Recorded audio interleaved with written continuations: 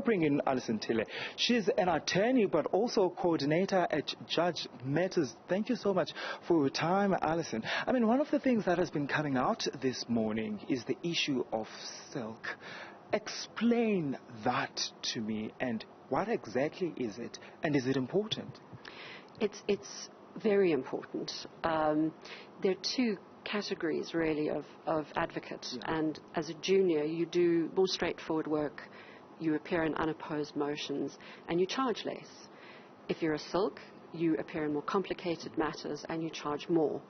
For people who are spending many years at the bar and who remain at a junior level, they are able to get clients because they charge less but they have more experience. And I think that that's coming up as the issue now, is that why are people simply sitting at junior rank when they should actually be moving up to senior rank and making space for juniors to come into the profession, and particularly for transformation reasons. But that was exactly going to be my question as to why are there concerns about it?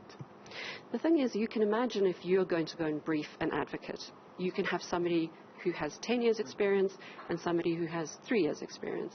You pay them the same rate. Well, wouldn't you go for the more experienced one? Sure. But then it gets to the point where that advocate should leave that work behind, the simpler work, the easy pickings, so to say.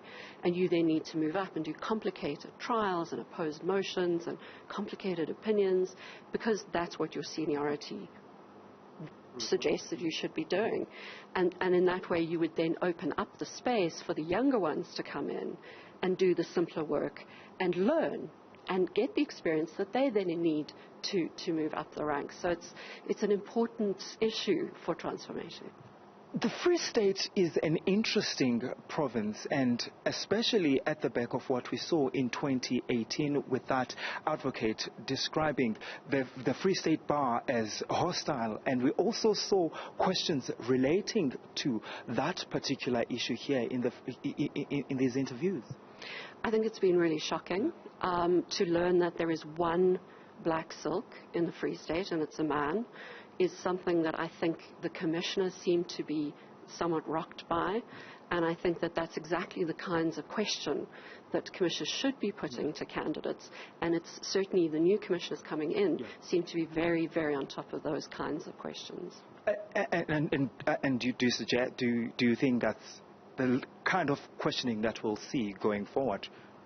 I think so. I think these new commissioners... Is it refreshing for you? It is. It's great. I think what we're seeing is a real focus on the candidates, what they do, what their judgments say, what role they've played in the profession. So we're getting less of the sort of political questions, issues being raised about whether candidates have ruled for or against a particular politician. And I think that's encouraging, because it really allows us to dig down and see if these are the right judges for us now, who will be able to give good judgments and carry forward the constitutional mandate. For Limpopo, there's about, 2 vacancies, and there's 5 candidates there. Is that an interesting number, or is that an enough number for candidates? Yes, I think the only place where it really matters about the number is the Concord. And we know that there are now 4 candidates for the 1 position. There would be 5 for 2 positions. But in the other places, I think it's always good to have more than the number, so the commissioners have a bit of a choice and can see a range of candidates.